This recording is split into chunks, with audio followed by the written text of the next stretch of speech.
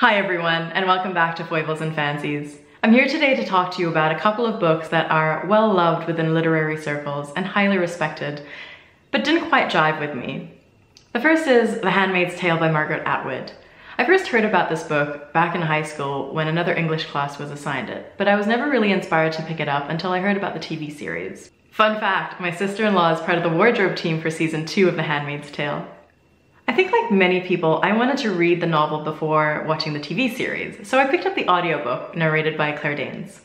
The Handmaid's Tale is set in the not-too-distant future where parts of the United States are turned into the Republic of Gilead. This new military dictatorship holds fanatical religious beliefs, and not only does it strip women of the right to own property, it turns women into property. In this world, women are not allowed to read. Instead, they are forced into roles deemed necessary by its male leadership, such as cook, or maid, or wife, or handmaid educator, and of course our handmaids, otherwise known as wombs on legs. Handmaids even lose their right to a name, and instead are called by a name denoting who they belong to. Our protagonist narrator's name is Offred, or of Fred, since Fred is the name of the man who she belongs to. I really like the idea of this novel, this dystopia created by Atwood. I like that there are clear rules in this society, and that they are inevitably broken. But I felt nothing for Offred. I didn't like her, I didn't dislike her, just nothing. And I felt a lot of frustration having to see this world through her eyes. I wanted so desperately for the novel to switch to another point of view, but alas, we're stuck with Offred throughout. The TV show, on the other hand, is not from Offred's point of view, so I could explore the world in all of its creepy glory without those Offred-colored glasses. I love what they did with Serena Joy's character, and also how we see glimpses of her husband Luke's life after they are torn apart. There is obviously more meat to this novel than I am going to get into in this video. If you're looking for critical analysis on this novel, I'm sure you can find it elsewhere in BookTube. These are simply my thoughts, which I share somewhat brazenly considering how well loved The Handmaid's Tale is in the bookish community. Please don't hate me. And now that I've admitted to the public domain that I prefer the TV series over a much loved text and author, I'm going to dig the hole further and talk to you about my thoughts on Salman Rushdie's Midnight's Children. The novel is told from Salim Sinai's point of view. He and 1,000 other children are born between midnight and 1 a.m. on August 15, 1947, the day of India's independence. All these children are bestowed with magical gifts, and they get stronger the closer to midnight you're born. Salim was born at the stroke of midnight, rendering his gifts one of the most powerful. He has an extraordinary nose, and with it comes an extraordinary sense of smell, and he can sniff out, amongst other things, feelings. But he also has the gift of telepathy, which he uses to connect with all the other children of midnight, and together they hold Midnight's Children's conferences, despite their distance. Despite this fascinating storyline, it's really just used as a literary tool to unfold a family saga and explore the political climate of India before and after independence. You actually have to get pretty deep into the novel before you find out about the other children in any meaningful way.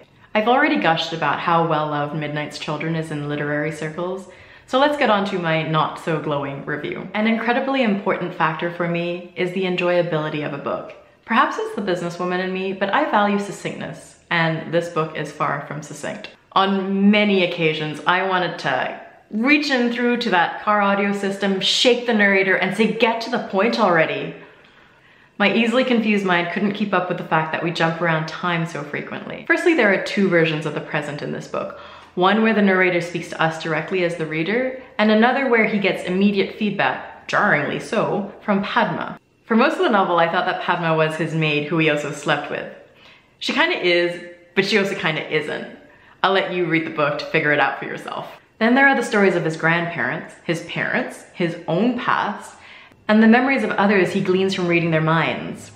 Add to the fact that sometimes he uses first-person narrative and sometimes he uses third-person narrative, sometimes in the same freaking sentence. The concentration required to understand this novel on a very basic level was just too much for my pathetic little brain to handle.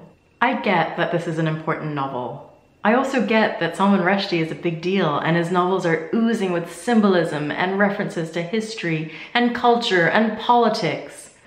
The egotistical side of me wanted to gush about this book so I could rub shoulders with the highbrow readers out there. But I found having to sit through it rather tedious. Sadly, I just wasn't clever enough to appreciate this novel. This is the kind of book that I would have liked to have studied at university, where you can pick apart the themes and the symbolism and get little lessons on history to find out how our unreliable narrator has skewed the information. and then discuss the commentary that Rushdie is providing by presenting it from Celine's point of view. FYI, the protagonist is an unabashed, pompous, self-absorbed jerk.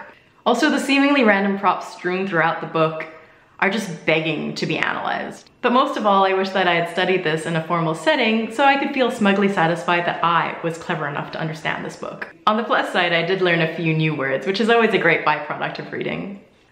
Have you read these literary gems? I'd really like to know what you thought about them if you have, and foster some discussion in the comments below. If you've stuck around this long, please give this video a like and consider subscribing for more of my bookish musings. I hope you all have a great day. Have a good one. Bye.